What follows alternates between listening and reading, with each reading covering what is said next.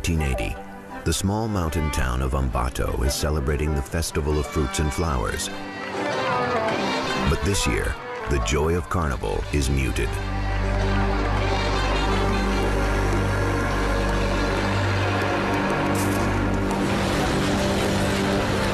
Dozens of girls between the ages of 8 and 12 have vanished.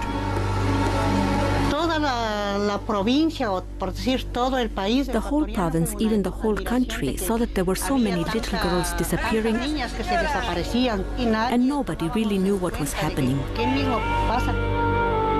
Their parents were desperate for answers.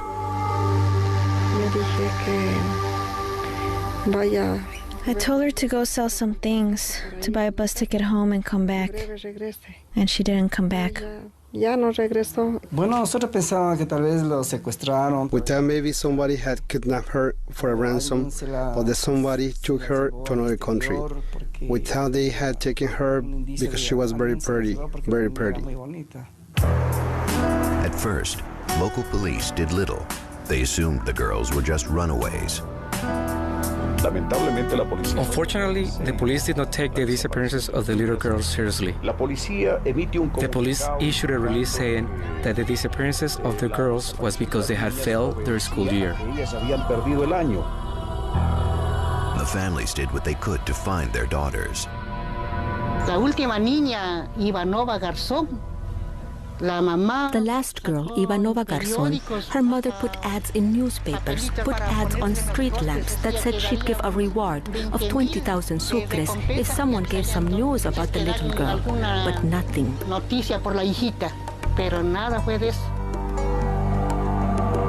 And then the bodies of some of the girls started showing up. They had been raped and strangled. Then, more young girls disappeared. Now the families demanded answers. But the police had no leads and no suspects. We didn't have any evidence to begin to identify a suspect. We didn't have anyone who could provide some type of identification or give us a sketch. The citizens of Ecuador became wary. The killer could be anywhere.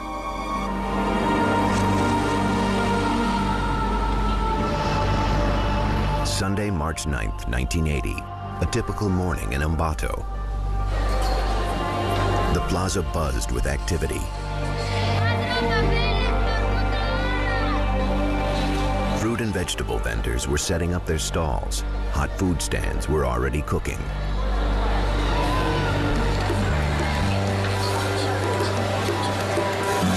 No one paid any attention to a stranger peddling his wares.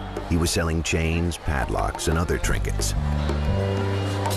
The man walked the plaza most of the day. Then he approached a vendor named Carlina Ramon. It was around 4 o'clock in the afternoon. This man asks me to sell him food.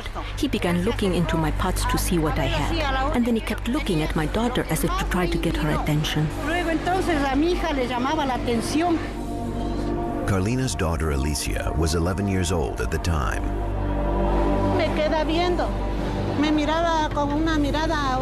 He would look at me funny, strangely, and gesture for me to come over. So I went to my mother and told her, "You know what, Mommy? This man keeps looking at me ugly and keeps calling me to come to him." Carlina spotted the man leaving the plaza.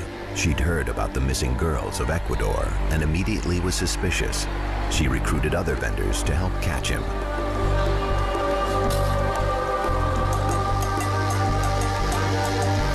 Just outside the plaza, Carlina and her friends overtook the man and dragged him back. Carlina accused him of kidnapping and killing the little girls. He says, "No, ma'am. I'm a poor worker. I'm a humble man. I'm not a thief. I'm not anything. I have a clean heart." The townspeople weren't convinced. They held the man until police came to take him in for questioning.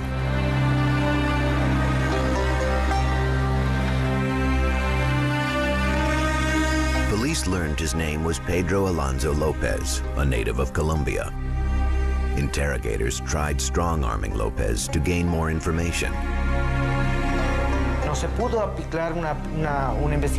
They could not apply force or intimidation in the investigation. It didn't work.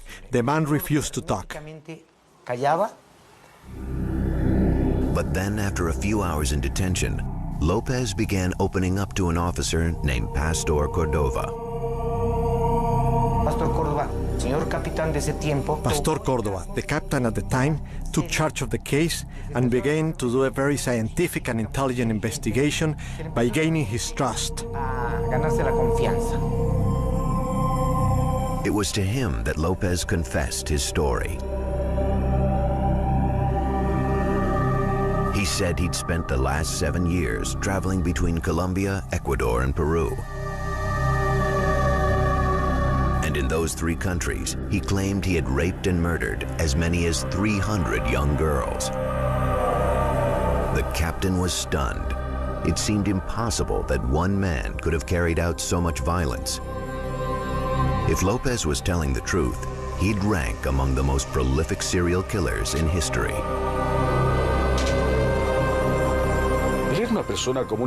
He seemed like an ordinary person. It was unbelievable that this man killed so many little girls. News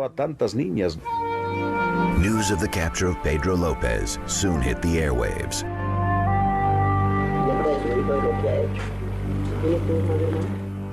Lopez relished the attention. He wasn't shy about discussing his crimes or philosophizing about life and death on camera. No, pues cuando uno se muere, pues pierde uno por total, pierde uno lo que es los sentimientos, su visibilidad de los ojos para ver, y una muerte que uno ya no vuelve ni saber quién es uno, ¿no? Todo queda así en una oscuridad nula. Lopez, it seemed, hoped to gain a twisted kind of immortality. Esto queda en la historia, ¿sí o no? ¿Sí me van a pasar el pareón? Yo estoy muy joven para morir. Lopez seemed proud of raping and murdering so many young girls. He said the grave sites were scattered all over the country and offered to lead police to each one. He would take the girls to desolate areas, fulfill his sexual appetite, and then he would strangle them and leave them covered in newspapers or branches. His confession set off a heartbreaking 6-week search for the bodies of his victims. Something that struck me about Pedro Alonso was how cold he acted when he was identifying the grave sites. It was as if what he'd done was normal. Lopez would lead police across 11 Ecuadorian provinces, a journey that would reveal the truth behind this seemingly insignificant man.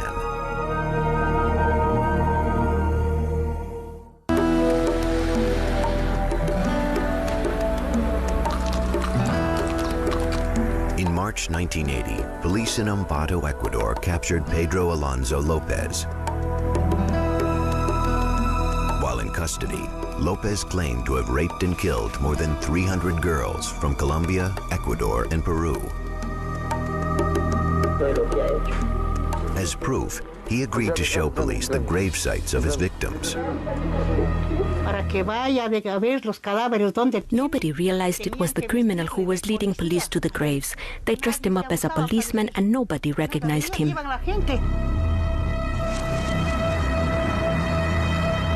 Their first stop was on the outskirts of Ambato.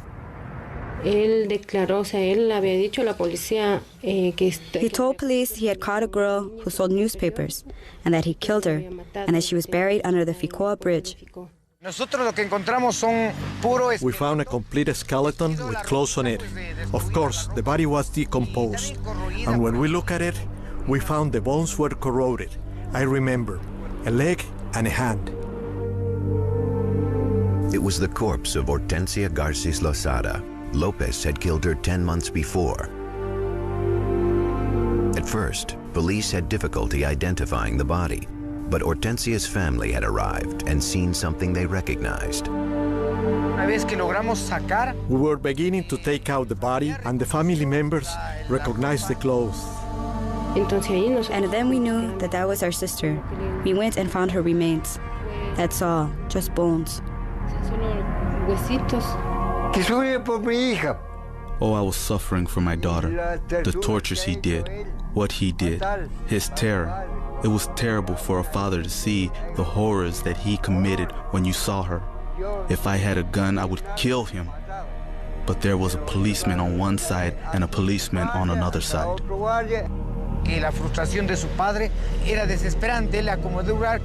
The father wanted to kill this criminal. He shouted, "Justice, justice." And the people began to throw rocks at us. Then police intervened.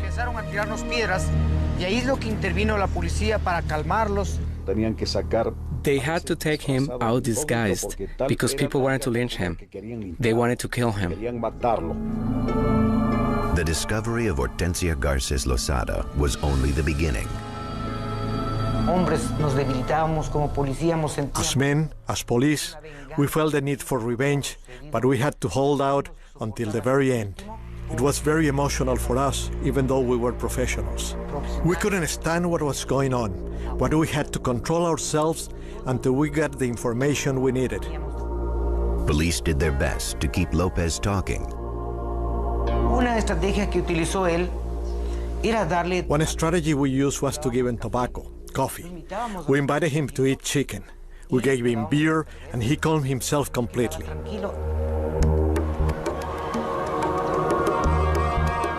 Over the next 6 weeks, Lopez led investigators to gravesite after gravesite. It was a horrific tour that Lopez seemed eager to take. He remembered everything, places, dates and times, and descriptions of the girls. Just an incredible memory. Él se recordaba los sitios en donde había. He remembered where he had buried the bodies of the little girls. No solamente aquí en Ambato. Not only in Ambato, but in the surrounding different sectors of Tungurahua.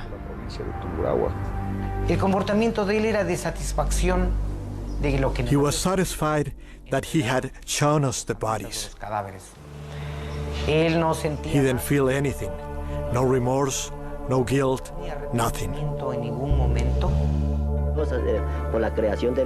At a gravesite in Salcedo, Ecuador, Lopez showed off his brutal handiwork. He grabbed the skull and placed it under his arm so we could take a picture of him. Captain Cordova took it away from him.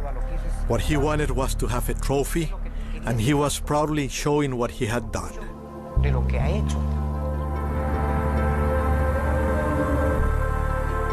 In all, police would unearth the remains of 57 of Lopez's young victims. The case of the missing girls was solved, but there was another mystery. What had led Pedro Lopez to commit such terrible crimes? As the investigation progressed, Lopez began to confide in Captain Cordova.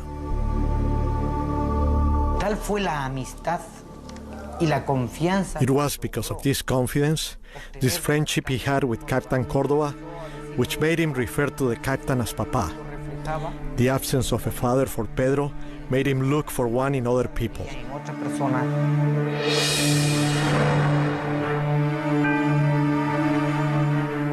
Lopez never knew his own father, Medardo Reyes.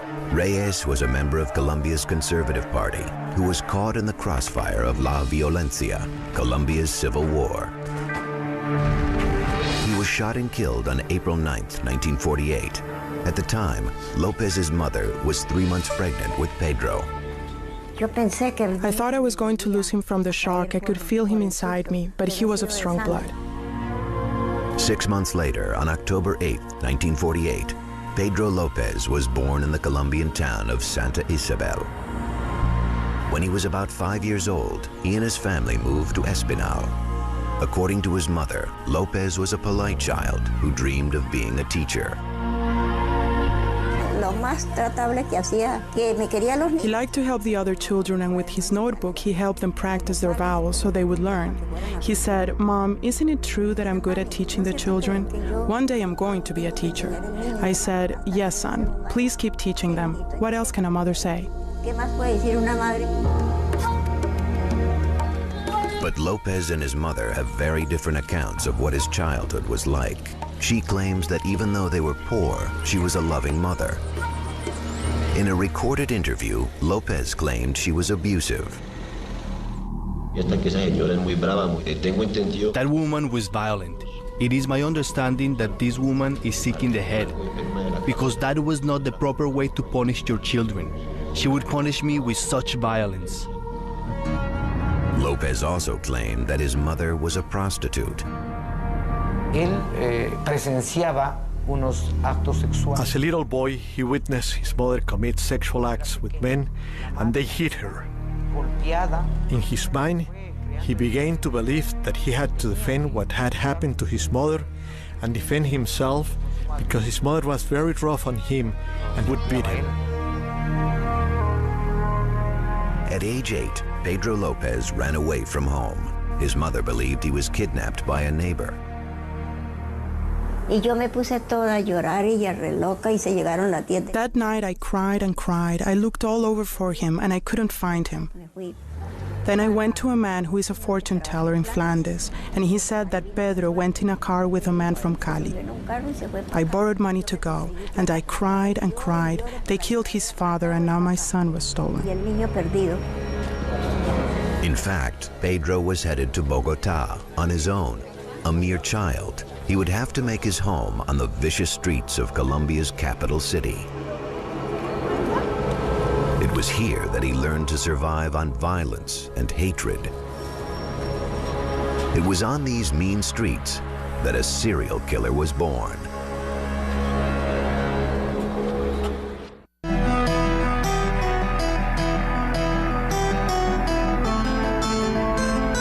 March 1980, serial killer Pedro Lopez led police to the burial sites of many of his young victims.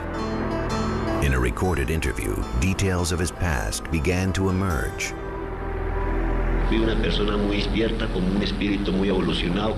I was a very alert child, very spirited with an innocent mind. The majority of my childhood, I was abandoned, lived in filth and sleazy places. My life has been dishonest because of being abandoned. The years can affect someone and change one drastically.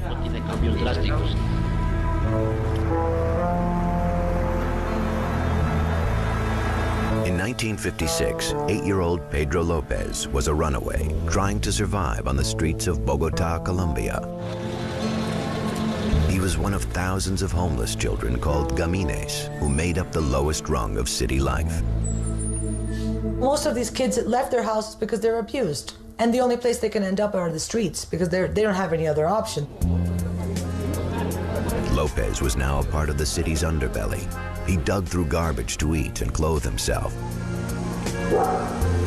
He began smoking a popular street drug called bazuco, a highly dangerous, impure form of cocaine. For protection, he joined a gang of other gamines. They make very, very strong bonds between themselves. They stick together for long periods of time. They help each other, they protect each other.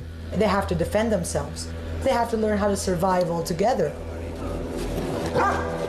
Lopez and his gang fought with knives and belts against other gamines for sleeping spots. Violence became a normal part of Lopez's life. They learn so many things. They have to learn how to survive. And if you're going to survive on the streets, you have to steal.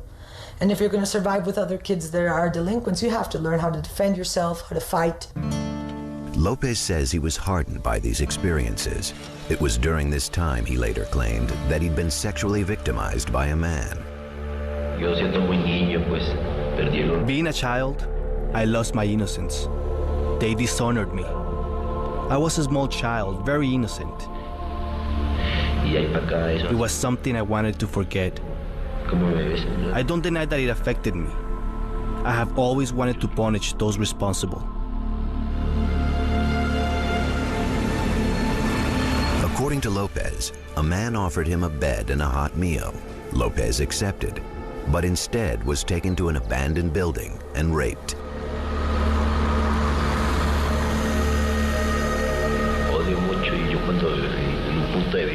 I hated it. When I see a certain person, let's say a male adult, that does not respect a young boy, well, I see to it to fix that person. Lopez said he couldn't go to the police. Rarely did they do anything about the plight of a gamín. After the incident, he said he went outside only at night. Another time when Lopez was 10, he said he was approached by an elderly American couple living in Bogota.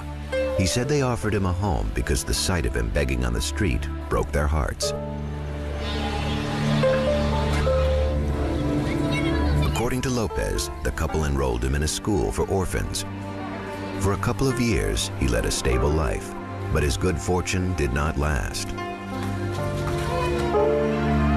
When he was 12 years old, a male teacher sexually molested him at his school. Lopez stole money from the school's office and ran away from the couple who had taken him in. He returned to the only thing he knew, Bogota's violent streets. What did that gamín do? So that is what I declare, that I am 31 years old and I have led a backward life, disoriented, that I have been without support and help, but what mostly I needed was support. Lopez lived on the streets of Bogota for 13 years. In 1969, at age 21, he was arrested for stealing a car. After only 2 days behind bars, he was brutally raped by 2 older inmates. In retaliation, Lopez fashioned a crude knife out of a prison utensil and murdered his rapists.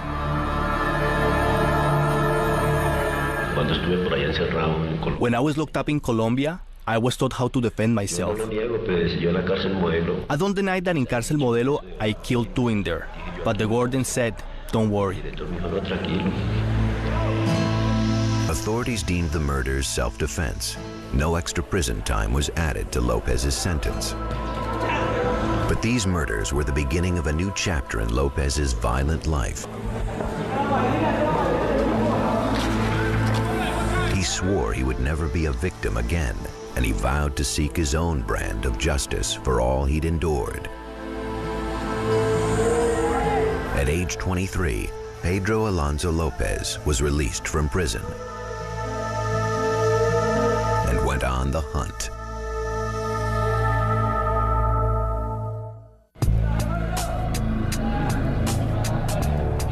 In 1971, 23-year-old Pedro Alonso Lopez was released after serving 2 years for car theft. He had endured an abusive home, the violent streets of Colombia, and a prison rape. Now, he wanted revenge. He began by searching for easy targets in towns in Colombia, Ecuador, and Peru. They were poor, indigenous people, street vendors. These were the types of little girls that he chose. The poorest kids who have lesser education. He never chose white people. Lopez would pose as a salesman and approach girls between 8 and 12 years old. He would appeal to them and he would tell them, I'm lost, could you help me find the way to the bus? Could you help me find the way out of the town? Lopez relied on his charm to draw the girls away. He never physically kidnapped any of his victims. He would show himself like helpless, so the children would trust him a little bit more. After that, he would take them to a place where if the children would scream, they wouldn't be heard. First, he would sexually assault them. He slept all night with her and then raped her again in the morning and then killed her. He would spend a long time with them. Incredibly, he would later claim that he was helping his victims. He said he strangled them so they would go to heaven, so that they wouldn't suffer in this world. In this way, Lopez murdered dozens of girls, and yet his crimes received little attention, and he killed again and again. After a cooling off period, he would look for his next victim. And and do it over and over again to satisfy his urges and his fantasies. In April 1979, he made his way to Ambato, Ecuador, looking for more victims. He met 11-year-old Hortensia Garces Lozada while she was selling newspapers.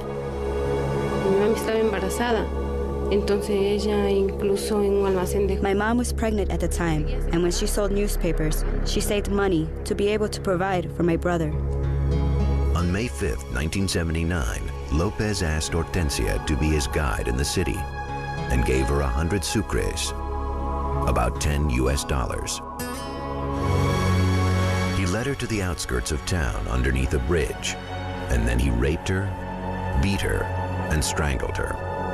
He threw her body into a ditch and covered it with the same newspapers she'd been selling. When Hortensia didn't come home, her father Leonidas searched for her. She was out there somewhere, but I didn't find her. I couldn't find her.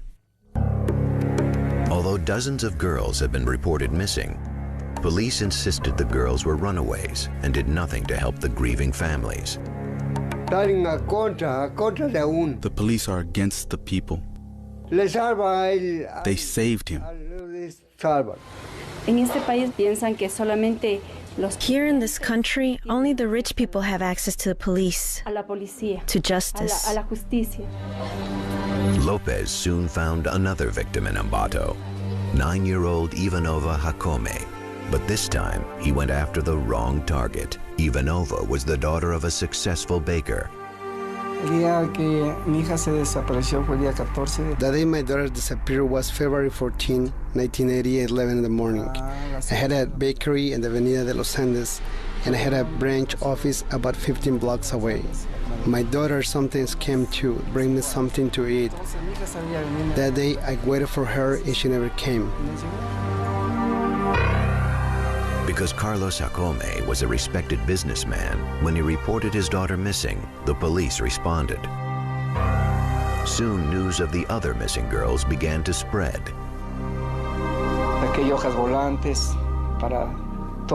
I took out flyers. I spread them all over Ecuador asking for information, but we didn't find out anything.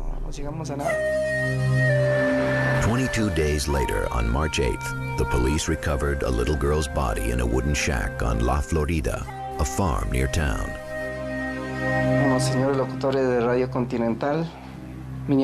Some radio reporters came to my house and they said, "Carlos, a body of a little girl has been found." And so I went to the hospital morgue, and that's when I went in and I saw my daughter. I'm still devastated. For me, it was very tragic.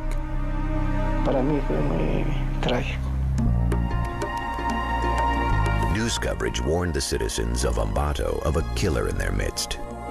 As a result, Lopez was captured by townspeople after he attempted to kidnap a girl from the Plaza Urbina. That same day, the Jacome family buried Ivanova. That is when we knew who the criminal was.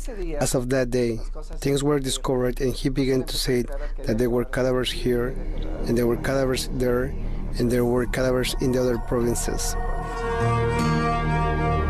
Pedro Lopez's reign of terror was over.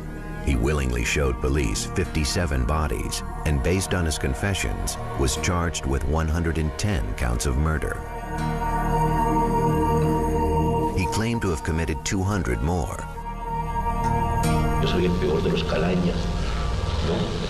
I am the worst of the worst. Perhaps I took it too far because of my ignorance. The low of the low. Perhaps even a complete animal. But as the case went to trial, victims' families feared justice would not be served. This seemingly mad killer had, in fact, been carefully plotting his crimes. And he knew that the laws of Ecuador were on his side.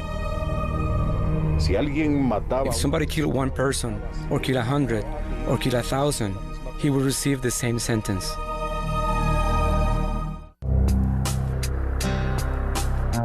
On July 31st, 1981, 33-year-old Pedro Alonso Lopez pled guilty in an Ecuadorian court to the murders of 57 girls. He was now imprisoned in the town of Ambato. There, he agreed to be interviewed by a local reporter. I can declare I, Pedro Alonso Lopez, author of these acts, declare myself guilty. Throughout the interview, Lopez tried to explain his crimes. First, he claimed that he was a killer because of the sexual and physical abuse he had suffered as a child.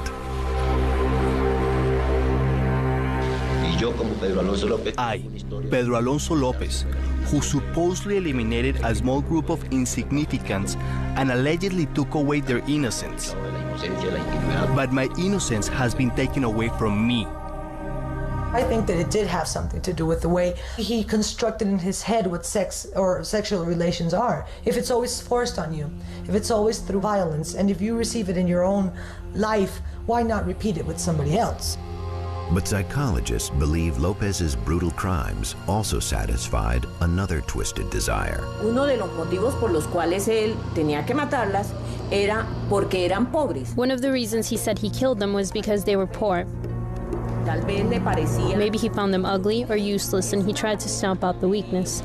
Quitarle al mundo esa parte. This allows them to feel stronger, bigger. Un poquito más grande. He was always an unimportant person. He was living on the streets. He had no recognition, no social recognition whatsoever. And this was a moment for him to be big, to show the world what he was doing. Curiously, Lopez spoke of his victims as if he cared about them and believed he'd saved them from a life of misery. He thinks that he had to save the girls from poverty. He calls them my muñequitas, my dolls. He even tries to talk about them as if he feels he's saving them, that he has a mission. On other occasions, Lopez blamed an alternate personality called Jorge Patiño for the murders. ¿Cuántas violaciones realmente cometió Pedro Alonso? Yo no cometía, yo estoy implicado como cómplice. Claro que participé en el hecho, pero me tenía sugestionado bajo amenaza de muerte que si lo delataba, que él me mataba. Pero Jorge Patiño eres tú mismo, decía. No, padre, yo soy Pedro Alonso López para servirle. While in prison, Lopez underwent a psychological evaluation. It was determined that he was a sociopath, that he suffered from an antisocial personality disorder. He does not consciously know right from wrong, and he does not feel guilty or remorseful for what he does. He's not able of understanding other people's pain or feelings, that what he does is for his own pleasure, without any concern of the other person. But are his statements signs of a pathology, or merely of a cruel and calculating mind?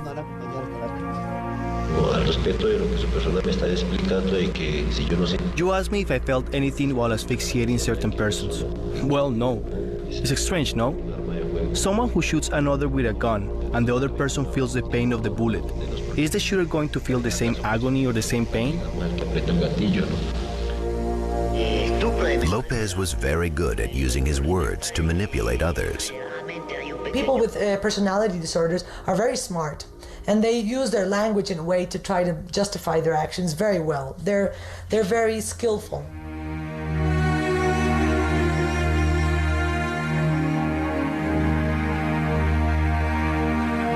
A person that has a personality disorder, that has contact with reality, is going to be much more careful, because even though he doesn't care about his victim, he doesn't want to be caught. And he was aware that the laws of Ecuador would protect him. He knew that it didn't matter how many girls he killed. The law did not allow for consecutive sentences. Even if you kill 1 or 1,000, it's 16 years. Lopez was right. His sentence amounted to 4 months for every girl he murdered. The fact that he only got 16 years, that's not justice. A fair sentence would have been life in prison. The authorities and the laws are terrible. They should have seen it was a special case. They didn't do it. After After 2 years in prison in Ambato, Lopez was transferred to the Garcia Moreno, a prison in Quito, Ecuador. He was kept in Pabellon D, the wing reserved for murderers and rapists. Lopez passed his days alone, smoking bazuco, scribbling in a diary, and carving coins with Jesus on one side and the devil on the other. I have always lived in poverty, and I have ambition being powerful one day, or of great importance. I understand what I have done. There is no going back. He served his time patiently. He would be a free man by his 50th birthday and soon be able to wander the countryside again.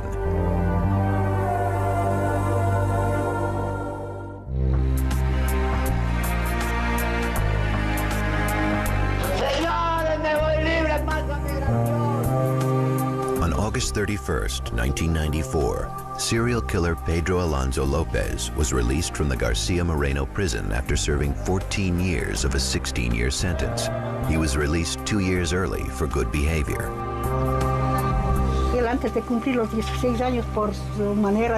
Because of his conduct, they pardoned him a few years and he got out. And he got out when he was still very young, 45 years old. The parents of the murdered girls were devastated by the length of Lopez's sentence, and many people thought someone should take the law into their own hands. I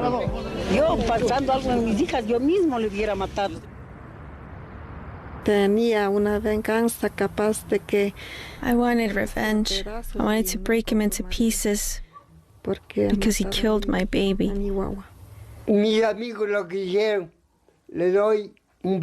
My friends gathered wood so I could try and burn him alive. Era tanta la furia de la... There was so much rage. The people asked the president of the country for a reform of the laws. Las leyes. But the victims' families would have no chance to seek vengeance because Lopez's stay in Ecuador was short-lived. He was detained just 1 hour after he was released. The superintendent of the province had ordered him back into custody so that he could be deported to Colombia. Usted es extranjero y si usted no tiene la documentación en regla, yo no puedo ponerle en libertad. The next day, on September 1st, Ecuadorian immigration officials handed Lopez over to Colombian authorities at the Rumicacha International Bridge at the border of the two countries. One of the most prolific serial killers in history was home. The high authorities, judges, never do justice for the poor person. They always do it against the poor people. Those of us who have a house, a family, we have to take care of ourselves and look out for ourselves.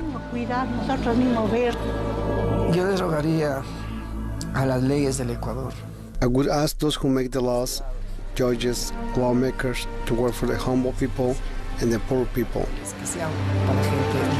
I would ask that they do justice and protect everyone so this kind of crimes never happen again. Authorities feared Lopez would continue killing people. The Colombian DAS, the country's national security department, would not allow him to roam at will.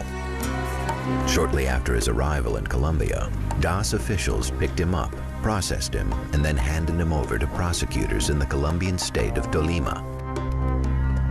There, prosecutors hoped to take advantage of the country's harsher laws and put Lopez away for good.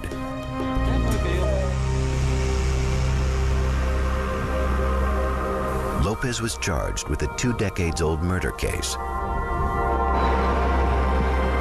Back in December 1979, Lopez had traveled to Espinal. Within a month, 12-year-old Flor Sanchez disappeared. Her body had been found half buried in a rural area near the city.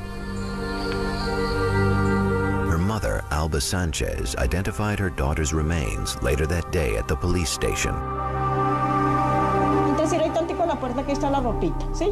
I entered and they said, "Inspect the clothes. Maybe there's a little dress."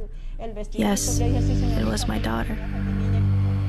The murder seemed to match Lopez's pattern, and Colombian authorities had more than enough evidence for a conviction. God forgive me. They should take his life. How can you let a guy live that keeps killing like this? Why would they let him live? Yet again, Lopez dodged harsh punishment. In late 1995, he was declared insane and condemned to the psychiatric wing of the Cárcel Modelo in Bogotá. Just 3 years later, in February of 1998, a prison psychiatrist declared Lopez sane. It could either be that the psychiatrist really felt that he was recovered or that he faked it. I mean, he went on for 10, 12 years killing people without being caught. He was smart. He could have faked being better. He could have faked change. A mere $50 bail freed this serial killer. He was released with 2 conditions. He had to continue to receive psychiatric treatment and report once a month to a judge. Lopez decided to revisit his past. He traveled to Espinal from Bogotá to see his mother Benilda for the first time in 19 years. The day he came to visit me, he says to me, "Mother, kneel down in front of me so I can bless you." And I said, "The one who should kneel down is you. The son is the one who kneels before his mother." He got down on only one knee. But then Lopez showed his cruel streak.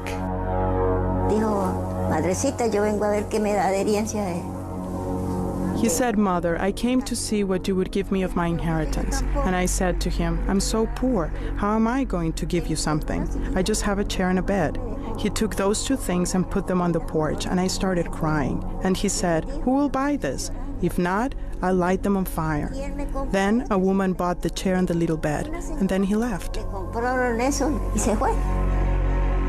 Lopez pocketed the money and disappeared. He went back into the countryside he knew so well, to the killing ground where he had found so many victims.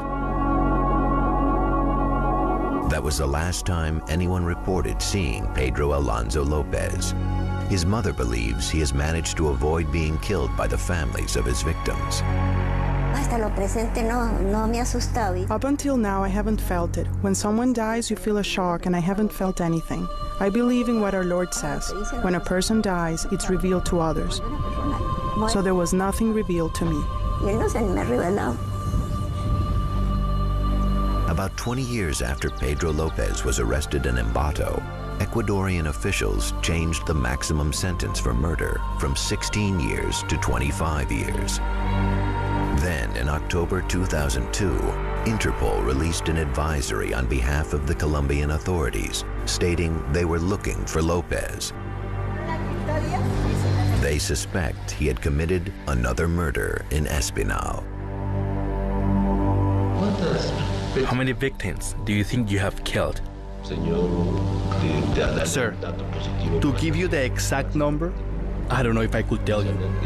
It's like a superiority, like I am a god. I give life and I can take it away.